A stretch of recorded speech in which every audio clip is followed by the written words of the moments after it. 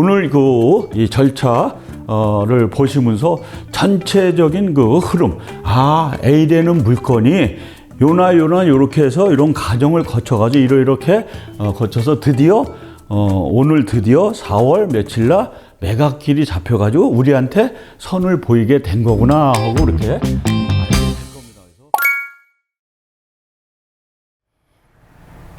자, 오늘은 경매 절차 흐름도에 대해서 이제 알아보겠는데요.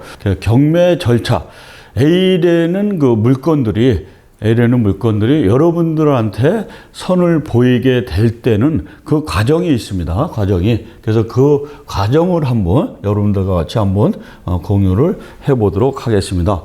만약에 매각길이 2022년도 그래서 4월 15일 날 매각길이 잡혔다 했을 경우에 요 전까지 어떤 과정이 있습니다. 여기까지 올 때까지. 그래서 이 매각길이 잡힐 때까지의 그 과정이 있어요. 그 과정은 조금 이따 이제 도표에다 말씀드리지만은 요게 처음에 A라는 그 신청 채권자가 있습니다.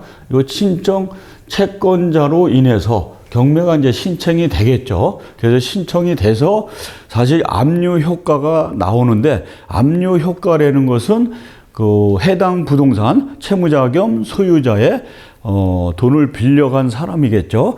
그 사람의 부동산에 사실상 경매 기입 등기가 기재가 되는 거, 등기부 등본상에 기입이 되는 그 시점으로 이제 말씀을 드릴 수가 있는 거죠. 그래서 A라는 그 경매 신청 채권자, 그러니까 무수히 많은 이해관계인 중에 경매 이제 신청 채권자가 있지 않습니까? 그 신청 채권자로 인해서 경매가 이제 진행이 됩니다. 그래서 그 경매 신청 채권자가 예납비용을 낸 다음에 비로소 법원에서는 그 서류를 다 완벽하게 갖추었을 경우에 이제 기입 등기를 하죠. 임의 경매가 됐든 강제 경매가 됐든 그래서 기입 등기가 됩니다. 그 자체가 이제 비로소 압류의 효과가 나타난다. 그렇게 일컫죠. 그래서 그 과정 속에 배당 요구 종길이 있고 이제 쭉 있습니다. 그래서 제가 이제 이 칠판에다가 여러분들과 같이 공유하는 거는 뭐냐면 매각기일이 A라는 그 신청 채권자로 인해서 그 K라는 부동산이 경매로 진행이 될 때는 드디어 그 A라는 신청 채권자로 인해서 그 전에 기일이 어느 정도 경과가 된 다음에 드디어 매각기일이 이제 잡히게 되는 거죠. 그래서 이때서 비로소 여러분들이 이제 입찰을 들어가게 되는 거예요. 그래서 입찰일이라고 말하죠. 입찰일. 그게 매각기일인데, 그래서 매각기일이 만약에 4월 15일 날 해가지고 여기에서 B라는 사람이 최고가 이제 낙찰인이 됐다. 최고가 이제 매수인이죠. 최고가 매수인으로 해서 결정이 났다. 그러면 낙찰인으로 해가지고 최고가 결정일 날 이제 매각기일 날 최고가 매수인으로 이제 결정이 남습니다. 그러면 요때부터 일주일 정도 기간을 두게 돼요. 그래서 B라는 사람이 K라는 부동산에 대해서 최고가 매수인으로 결정이 났을 때, 그러면 이 사람은 요때부터 기분이 좋겠죠. 10명 중에 그 특정 부동산에 대해서 관심 있는 물건에서 그날 4월 15일 날 들어가가지고 최고가 매수인이 얼마나 기분이 좋습니까? 그간에 한 20일 정도의 고생을 했을 텐데, 그래서 드디어 4월 15일 날 매각기일 날 최고가 매수인이 돼서 드디어 낙찰인으로 해서 당첨이 된 거죠. 그러면 그 시점부터 좋아할 게 아닙니다. 절대. 그래서 일주일의 기간을 두고 요게 이의 제기 기간이 되겠죠. 이의 제기 기간이 되는 겁니다. 그래서 요 일주일간에 이해관계인들이 있지 않습니까? 그 K라는 부동산에 이해관계인이 있을 경우에 그 이해관계인들의 어떤 요 최고가 낙찰 기간 요 일주일간에는 이의 제기할 수 있는 기간을 부여를 시켜준 거예요. 그래서 여기에서 아무런 이의 제기가 없다. 이의 제기가 없을 경우에는 드디어 매각이 이제 결정이 되는 거예요. 매각이. 그래서 K라는 부동산이 A라는 신청 채권자로 인해서 낙찰인이 됨으로써 요게 그 최고가 이제 낙찰인으로 이제 결정이 된다. 그리고 요 일주일이 지난 다음에 이의제기에서 그거로 끝나는 게 아니에요. 절대. 그래서 요 B라는 최고가 매수는 또 일주일을 또 기다려야 돼요. 요 일주일을. 그래서 요 일주일 정도를 또 기다리는데 요거는 사실상 요것도 역시 이의제기 기간이죠. 이해관계인들의 이의제기. 요 기간을 뭐라 그러냐면 즉시 항고 기간이라 그래요. 즉시 항고 기간이다.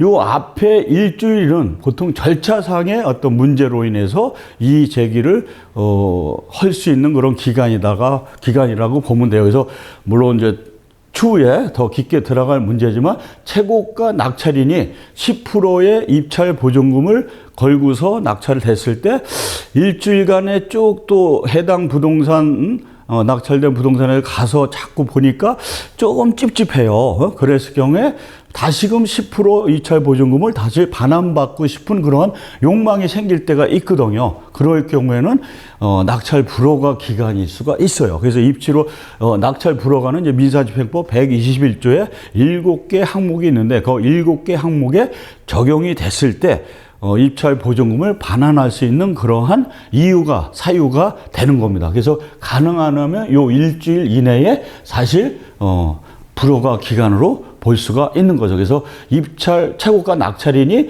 조금 10% 그래서 5억짜리를 입찰 들어갔으면 5천만 원을 해서 입찰 보증금은 이제 걸지 않습니까? 그래서 그 5천만 원을 다시금 회수를 받을 경우에는 그 불허가 사유가 또 합당해야 돼요. 민사집행법 121조에 해당되는 그런 사유가 돼야 되고, 그 기간이 지났을 경우에 이렇게 절차상의 요건 절차상의 문제라면 요거는 권리상의 문제라고 볼 수가 있어요. 그래서 즉시 항고 기간입니다. 즉시 항고 기간이고, 요때 뭐 채무자 겸 소유자가 이의를 제기할 때는 또 항고 보증금을 해서 10%를 또 걸어야 된다는 거, 그거는 이제 또 이의 제기 기간에 또 가서 여러분들과 깊게 또 공부를 학습을 하겠습니다. 그래서 요 일주일 또 기다렸는데도 불구하고 만약에 이 제기가 없다. 그래서 이렇게 2주간 어떤 이해관계인들의 이의 제기가 없을 경우에 없을 경우에는 뭐냐면 매각 결정된 것이 확정시키는 날이라고 생각하면 돼요. 확정. 그래서 요때는 결정이고 일주일 돼서는, 그리고 요거 일주일 또 지나서는 확정되는 거예요. 그래서 무려 요 2주일 동안 최고가 낙찰일로 매각기일 날 확정된 이 B라는 사람이 드디어 아무런 이해관계인 해당 부동산 K라는 이 부동산에 대해서 이해관계인 중에 아무런 이의제기가 없다. 그러면 그때 비로소 요게 선고가 나는 거예요. 선고가 판결해가지고 재판받으면 왜 판사님들이 땅땅 두들기고 이제 결정을 하지 않습니까? 확정을. 그래서 요때가 확정이 되는 거예요. 요때부터 이제 안심을 하게 되는 거죠. 그래서 최고가 낙찰인은 요때부터 안심을 해서 법원에서는 이의제기 기간이 없으면은 요때부터 30일을 이제 기한을 주는 거죠. 30일 기한을 줘서 잔금 납부기일을 지정을 합니다. 잔금 이제 납부 기간 기일을 이제 지정을 하는 거죠. 그래서 잔금을 이제 납부해서 기일을 지정하면 요 B라는 최고가 낙찰인은 그때서 이제 어떻게 하냐면 요 잔금을 납부하면 준비가 되는 그 시점에 예서 뭐 일주일 정도 지나서 잔금을 이제 납부를 했다. 통보가 오면은 법원에서. 그럼 요때 잔금을 납부하면은 요 일주일 뒤부터 해가지고 또 배당기일 요 안에 해가지고 30일 이내에 또 배당기일을 이제 지정을 하게 됩니다. 배당기일을 지정을 해서 B라는 사람이 이제 잔금을 납부했으니까 법원에서는 이 잔금을 납부한 거를 그대로 법원에서 계속적으로 보관할 수가 없는 거거든요. 이 보관된 것을 이해관계인들, K부동산에 대한 이해관계도 무수히 많지 않습니까? 근저당 설정자들, 뭐 기타 근저당 건자를 비롯해서 압류권자, 뭐 가압류권자, 무수히 많은 그런 이해관계인 중에 배당의 순위에 합당한 사람들, 그 사람들한테 이렇게 배당 기일을 지정해서 이렇게 B라는 사람이 K부동산에 대해서 잔금을 완납을 했으니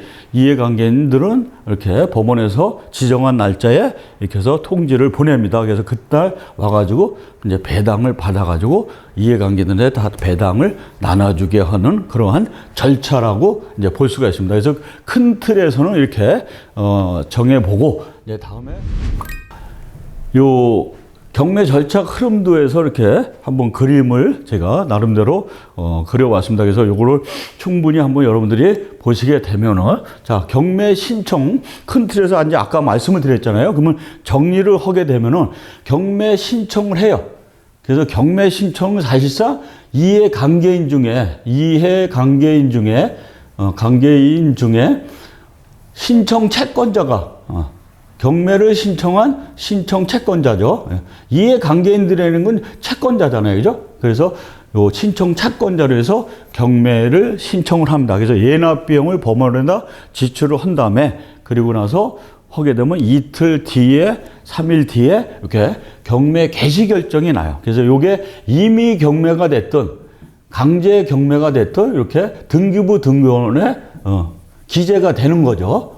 경매 개시 결정. 그래서 드디어 요때 압류 효과가 나타나는 겁니다. 압류 효과가. 예. 그래서 경매 신청권자로 해서 등기부 등본에 경매 개시 결정이 나면은, 그럼 법원에서 이제 경매 준비를 하게 되죠. 그 경매를 준비를 하면은 신문에도 공고하고 또 인터넷에서 공고를 하게 되고, 그래서 법원에서 집행관이 나름대로 담당 계장이 이렇게 과정을 또 거치게 됩니다. 그래서 요 경매 개시 결정이 난 날부터 요게 한 3개월 정도, 대략 평균적으로 많은 거예요. 3개월 내에 배당 요구 종기라는 것은 기간에 시기와 종기가 있지 않습니까? 그 어느 끝지점, 몇 날 며칠에서 뭐 4월 20일이다. 요때까지 이해관계인들은, 세입자를 비롯해서 이해관계인들은, 뭐 이해관계인들이 이제 쭉 있어요.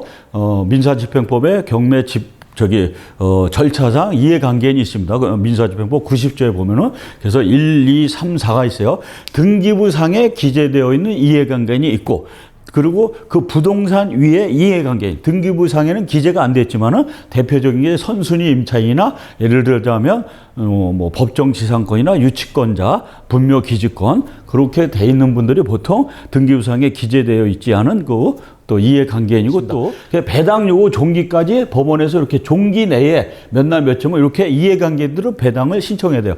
절대적인 것은 세입자, 점유자, 임차인들 같은 경우는 배당 요구 종기일에 무조건 배당을 신청을 해야 돼요.